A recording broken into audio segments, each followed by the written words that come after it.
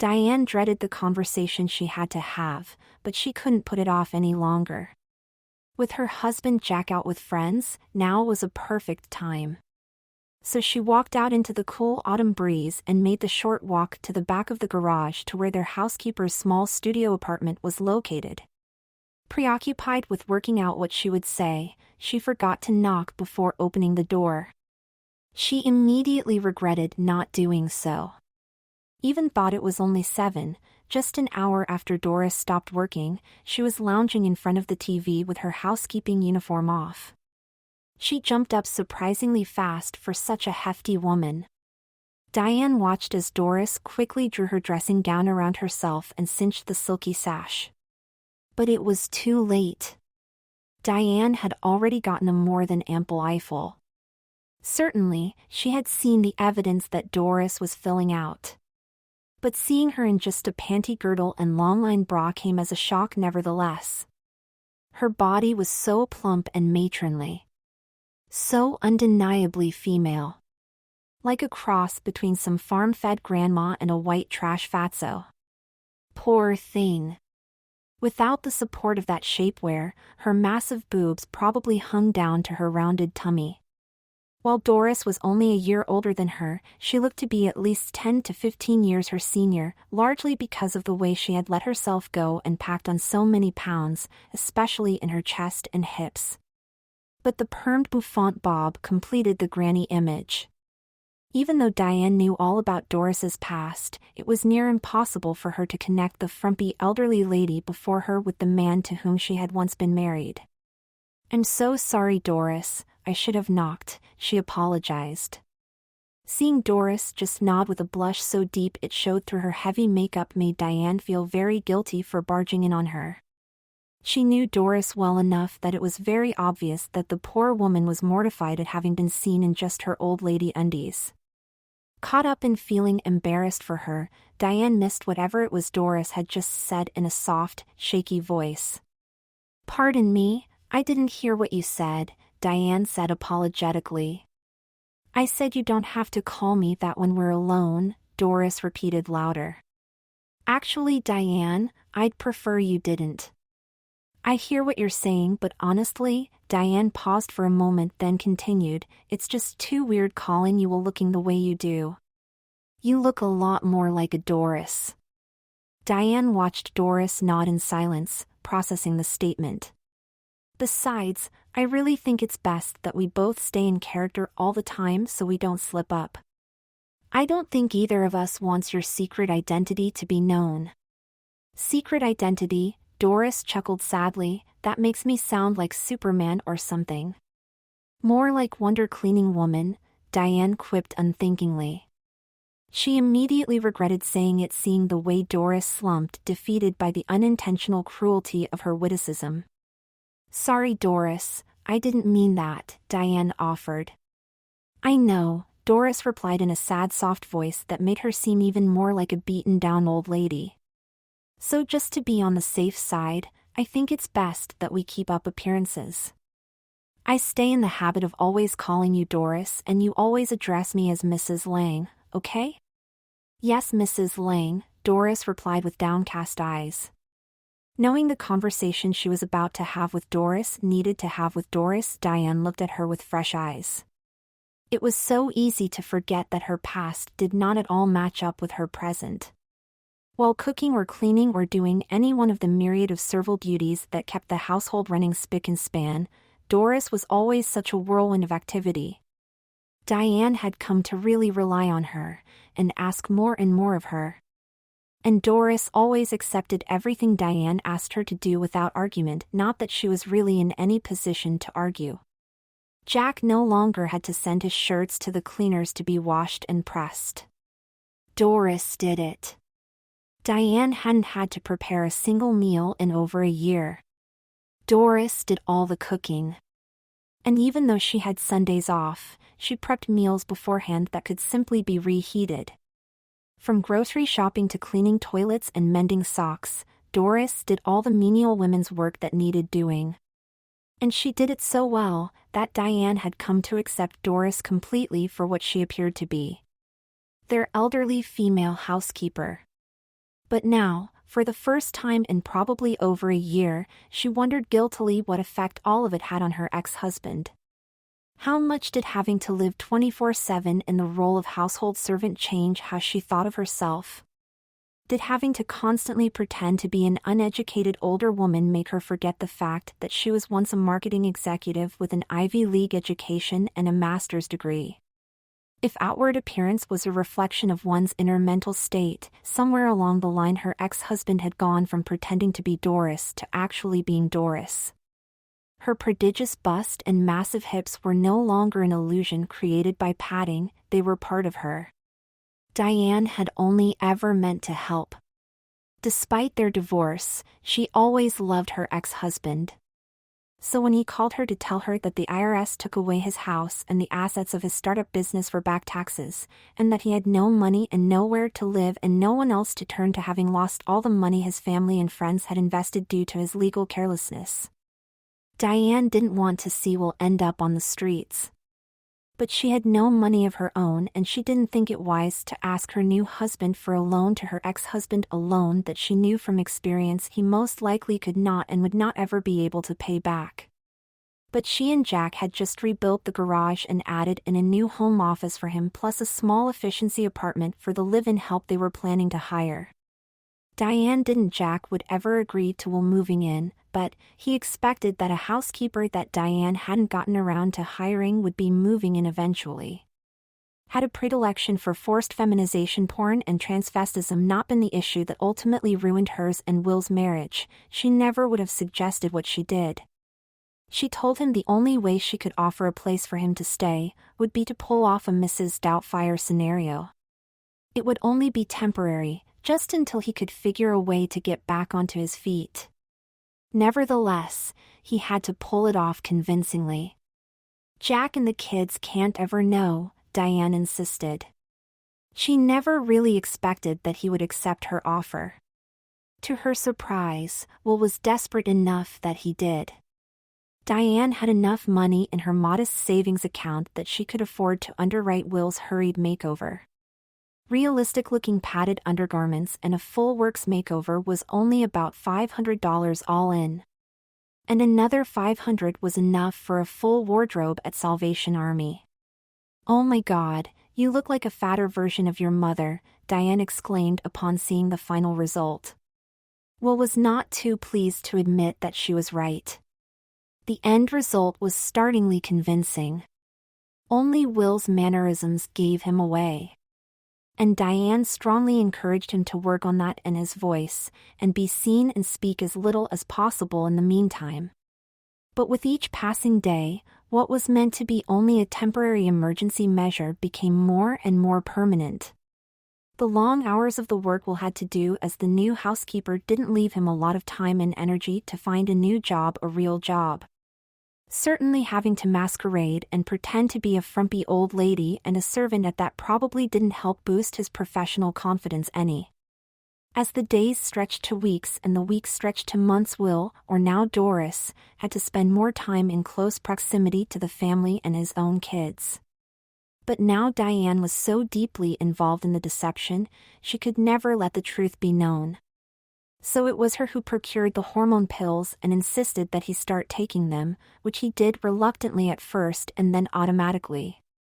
Slowly over time his skin softened and his body thickened so that just in time for summer, Doris was able to wear her somewhat more revealing warm weather clothing without anybody noticing she was anything but what she appeared to be. And whether it was an effect of the hormones, lack of caring, or the fact that food was the only sensory pleasure available to her, Doris gained so much fat, most of which went to her chest and ass thanks to the hormones, that she eventually could do without her prosthetic foam curves. Now, for all intents and purposes, Will was Doris. After a half-hearted, soon-abandoned job search, Diane didn't see that Doris was making any effort whatsoever to change her situation. On the contrary, she just became more and more Doris-like. Which is what was bringing Diane to this new predicament. "Doris? Yes, Mrs. Lang? You and I need to have a little talk." "Yes, ma'am," Doris replied warily. "So, I think we both assumed that Doris would only be a temporary solution. But it's been almost 3 years now, and, well, look at you. Rather than get back on your feet and out, you've become a permanent fixture in our household. Not that I'm complaining. I can't imagine ever finding a better housekeeper than you. I hope you know that.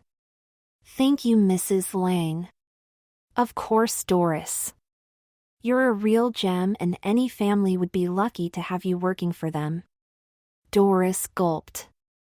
For a brief, Diane wondered if she had overheard Jack and her talking and had a suspicion of what was coming. She quickly put that thought out of her head. She had been exceptionally discreet, not wanting to upset Doris in any way until it was absolutely necessary. Mrs. Lang? Yes, Doris? What made you say any family would be lucky to have me? Diane sighed. For as slow-witted as Doris pretended to be on a day-in and day-out basis, she was very quick on the uptake. Well, Doris, now that the kids are all off at college, Jack. Mr. Lang and I are planning to put the house on the market and do a year-long sailing trip around the world, Diane blurted out with a pained expression. She watched Doris' eyes go wide, and her clutch her hands to her prodigious chest like a scared old lady. What about me? Doris asked in a timid, trembling voice, doing her best to hold it together. Well, you know I care about you a great deal. Jack and the kids do too. You're like a part of the family, Doris. The irony of that statement was not lost on Diane, as Doris was in fact the kids' biological father, though they had absolutely no idea, and neither Diane nor Doris could ever let them know otherwise. So of course we considered you in making our plans. And I think I have the perfect solution. You know my friend Michelle? Yes, of course, Mrs. Lang, Doris replied. I served you and her lunch last week. Oh, that's right. Well, I am not sure I ever discussed it in front of you, but she is just recently divorced. Diane lowered her voice to a conspiratorial whisper. Her husband left her for his secretary, and now she has to raise 4 kids on her own and work a full-time job, Diane explained. I see, Doris replied in a flat voice. Well, she has been spending a fortune in babysitters and has told me more than once that she wished she could find someone like you to look after the house and kids. I already told her about Jack's and my plans, and that you might soon be available. She was positively thrilled. Seeing Doris' blank stare unnerved Diane, so she immediately filled the void with words, speaking faster and faster. Michelle has a lovely in-laws apartment you'd live in, much bigger than your apartment here. And her kids are absolutely adorable. Cody is 2, Kylie is 4, and Sean and Paul, the twins, are both 7. So as you can imagine, Michelle has her hands full and can really use your help. You remember how little kids are. So much energy. And they're too young to be home alone without adult supervision. Oh, and she's offered to pay more than you're making now so you can start saving more money. Diane watched Doris for a response, but her housekeeper seemed absolutely frozen in place for an awkward moment that seemed to stretch on forever, until Doris collapsed crying on the floor. Diane felt her heart wrenched by guilt and sympathy as Doris reacted to the news. Part of her wanted to get down on the floor, throw her arms around this sobbing old woman and comfort her. After all, once upon what now seemed a very long time ago, this woman had been the man she loved and married and had been the father of her children. It pained her to see Doris so distraught. But on the other hand, it was her own damn fault. All Diane had ever tried to do was help. It was Doris's passive acceptance of her new lot in life and her own lack of action to change it that put her where she was right now. And Diane was not the kind of woman who fraternized with the help. I know you probably don't think so now, but this is probably the best thing for you, Diane said a bit coldly, already distancing herself from her part in Doris' pain. Doris remained on the floor, but her sobbing stopped. She seemed to be listening. Honestly, you need to build a life for yourself, Doris. On your own. What kind of life can I have like this? Doris countered loudly. Surprised and dismayed by her housekeeper's uncharacteristic and unwelcome flash of anger, Diane replied angrily, "That's totally up to you. You can keep on pretending to yourself that this is just a temporary way stop, or face the reality that this is who you are now and make the best of it." "Are you fucking kidding me?" Doris said sarcastically. "Doris!" Diane snapped back in unfiltered fury. Doris looked like she was slapped in the face, but Diane's rebuke had the desired response. Doris was put back in her place. "Sorry, Mrs. Lang," Doris said in what seemed to be a heartfelt apology. "Let's just get the record straight, dearie. You came to me begging for help. And I did all I could do to help, did I not?" "Yes, Mrs. Lang. I took you in when you had nowhere else to go?" "Yes, ma'am. Was I not putting my own marriage and family at risk to help you?" Doris nodded, too full of shame to speak. "Fact of the matter is, Doris, you were a shitty husband and a complete failure as a man. Luckily, I was able to get out before you took me down with you." Diane glared imperiously down at Doris, her own rage rising. Doris simply nodded with tears welling up anew. "On the other hand, you're an amazing housekeeper. All my friends are jealous I have you working for me. And on top of that, I have not gotten the sense you have to pretend to be a woman. You are a woman. For Christ's sakes, you've got so much potpourri in here, this place even smells like my grandmother's apartment." Diane just stood watching Doris still curled up on the floor. "For God's sake, get up, Doris. Now," Diane commanded. Doris dutifully obeyed and lifted her bulky form off the floor, not without some difficulty as Diane watched with more than a little disgust. "Good. Now let's talk reality, dearie. As far as I can see, the odds that you're going to be able to undo all this," Diane gestured towards Doris, "and get back to who and what you once were are practically zero. And there's no judgment there. I am just calling it how I see it." "I understand, Mrs. Lang," Doris replied in her meek housekeeper's voice. "Anyways, I have been talking over your situation with Mr. Lang, and we have decided that in appreciation for all your hard work and dedication, we'd like to help give you a fresh start." "I don't understand, Mrs. Lang." "Of course not, dear. You're just a housekeeper," Diane said, digging in the knife to vent her anger and frustration for having to have this difficult conversation. "However, to be able to work outside our home, to get a job anywhere really, you're going to need legal proof that you are Doris. Social security number, driver's license, school records, all of it." "But how do I do that?" Doris asked dejectedly. "I don't think that's something a simple housekeeper like you could do." Diane paused for her words to painfully sink in. She still wasn't over Doris' outburst. "Fortunately for you, as usual, I've taken care of everything. I already spoke to my friend Susan, she's a lawyer, and well, here." Diane handed over an oversized manila envelope. Doris took it, obviously curious, and emptied the contents into her hand. Then blanched. "Doris Kalsisk?" Doris uttered numbly. "Yes. I'm sorry we couldn't get the same last name you've been going by, but I don't think anyone's ever heard or even asked about your last name. Everyone only knows you as just Doris. By the way, that's a Polish name and you are part Polish, aren't you?" "Yes," Doris replied. "So perfect then, right?" "I guess." Doris replied unconvinced. After several more moments staring at the documents in her hand, she spoke up, "Thank you, Mrs. Lang. I appreciate your efforts, but I am not sure I can do this." "Oh, don't be silly, Doris. I know you can. Besides, you didn't let me finish." Mr. Lang has very graciously offered to pay for your surgery. What? Doris replied in a choked voice.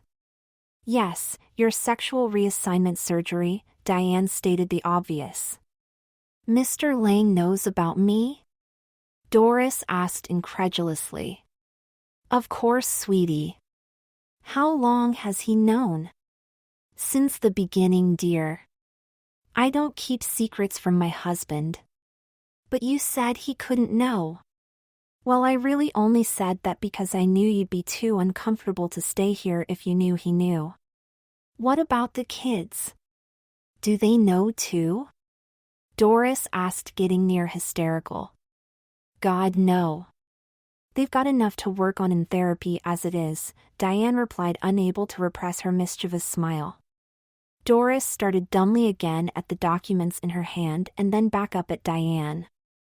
I don't know, this is like... Inevitable, Diane interjected cheekily and was met with a scowl from Doris. It had not been Diane's intention to be mean to her poor housekeeper.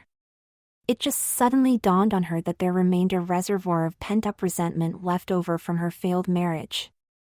Rather than go down that rabbit hole of examining the motives behind her actions and often rigid treatment of Doris, she simply shrugged it off and let the words flow how they may. Honestly, Doris, look at it this way. This is already who you are and all you will ever be. Just accept that and accept the exceptionally kind offer Mr. Lang and I have made to help you tie up the last few dangling loose ends, Diane smirked, pleased with her witticism. Oh, and there's one more thing you should know before making your decision. Diane didn't offer up anymore. She wanted Doris to have to ask, and waited patiently for what was a long, awkward silence. What's the one more thing I should know, Mrs. Lang?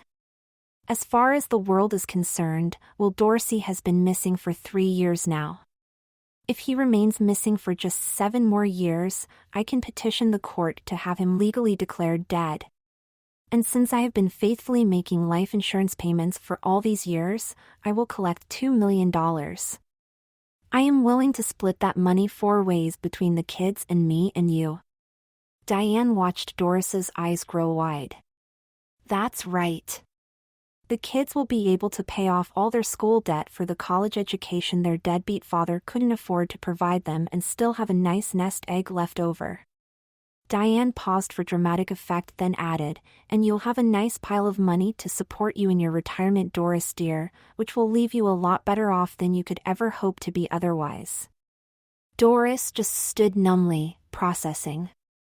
So you see, Doris. Everyone, including you, will be much better off if you give up any illusions you might have and just embrace who you really are. Doris made a sour face, finally forced to accept what seemed the inevitable course of things. Don't you have something to say to me? Diane pointedly asked. Thank you, Mrs. Lang, Doris replied on the verge of fresh tears. I think I need to think about it. Is that okay? Oh, sweetie, you really are much better at scrubbing floors and cooking than thinking, but you do whatever it is you need to do and let me know, Diane offered, confident of what the answer would ultimately be. 6 months later, the barking of the golden retriever alerted the house to the mailman's presence. 2 ginger-haired and freckled, virtually identical young boys sped across the house in a race to reach the front door and the mailbox first. Haha, I win, the winner shouted triumphantly, holding up the mail.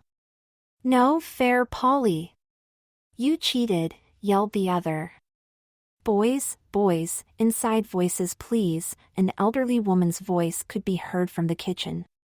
The matronly woman in the frumpy floral dress sauntered out of the kitchen with a toddler on her hip, and wiping a soapy wet hand on her apron. Paul, please leave the mail in the basket, the woman instructed good-naturedly. Ooh. There's a postcard, for you. For me, the woman answered, surprised. Yes, from Portug. Oh my heavens, all the way from Portugal, the woman clucked appreciatively. What's it say? The boys asked in near unison. The woman lifted the readers from the chain around her neck and placed them on and scanned the postcard quickly before deciding it was safe to read out loud for her juvenile audience. Dear Doris, right now we are staying in Portugal, which is beyond magical. Jack and I were wondering how you have been getting on, but Michelle messaged me on Facebook raving how amazing you are and how great you are with the kids. She also mentioned you've started seeing someone. Were they hiding? Sean asked earnestly. No, stupid, that means they are getting married, Paul countered. Oh boys, it doesn't mean neither of those things. Now let me finish. I expect to hear all the dirt when we get back, or a wedding invitation. Ha ha. Fondly, Diane and Jack. Who are they? Oh, just the people I used to work for. Now, who wants cookies? Me, the kids screamed in unison and Doris smiled, shaking her head, leading them like a mother hen to the kitchen.